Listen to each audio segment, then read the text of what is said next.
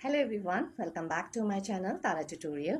और आज हम डिस्कस करेंगे कि हमने जो 10th चैप्टर पढ़े हैं उनका कंक्लूजन क्या निकला है ना। इतना प्रैक्टिस या इतना मैंने जो आपको डिटेल्स में पढ़ाया है, ये सब पढ़ाने से आपको क्या फ़ायदा होगा या किस तरह से हमें इसकी तैयारी हमको करनी है ना, क्या मोटिव से मैंने बनाया है, तो ये कंक्लूजन मैं आपको इस वीडियो में देने वाली हूँ।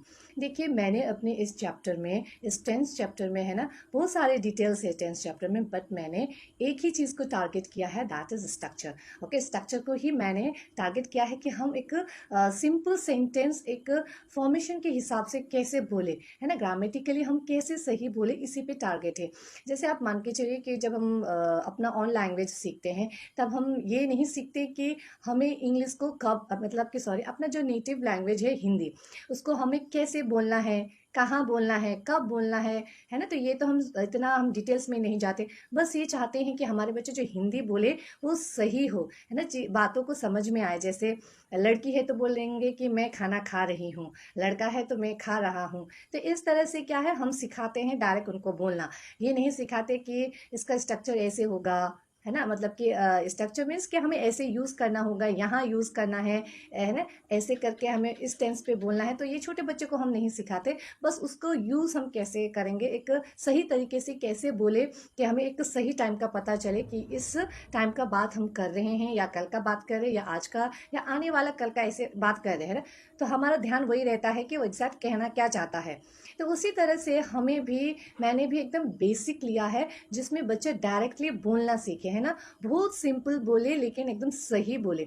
तो उसी पे ही पूरा फोकस है कि आप डायरेक्ट स्ट्रक्चर पे जाए और उसी पे काम करें। और ये जो भी मैंने एक एक करके वीडियोस बनाए हैं, देखिए, ये एक दिन में पूरा आपको सीखना नहीं है, एक दिन में पॉसिबल नहीं है ना। ये छोटे बच्चों के लिए टारगेट है, क्लास 3, 4, 5 के लिए टारगेट है, तो ये पॉसिबल नहीं है छोटे बच्चों के लिए एक ही दिन में पूरा करना, और ये मेरा टारगेट भी नहीं है। देखिए, मैं चाहती हूँ कि बच्चा एक जो टेंस है, मान के चलिए एक प्रेजेंट टेंस है, उसको आपको 1 महीने तक प्रैक्टिस करना है ना।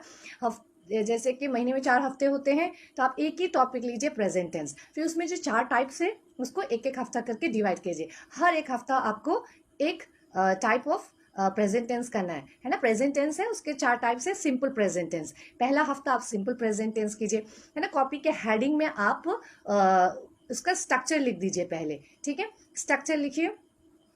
फिर उस स्ट्रक्चर के हिसाब से 4 सेंटेंसेस बनाए। जैसे अफर्मेटिव ने आपने स्ट्रक्चर बनाया, तो उसका आप 4 सेंटेंसेस बनाइए। फिर नेक्स्ट उसी का नेगेटिव बनाइए, फिर उसके बाद इंटरोगेटिव बनाइए, फिर नेगेटिव इंटरोगेटिव बनाइए, है ना। तो आप एक हफ्ते तक आपको एक ही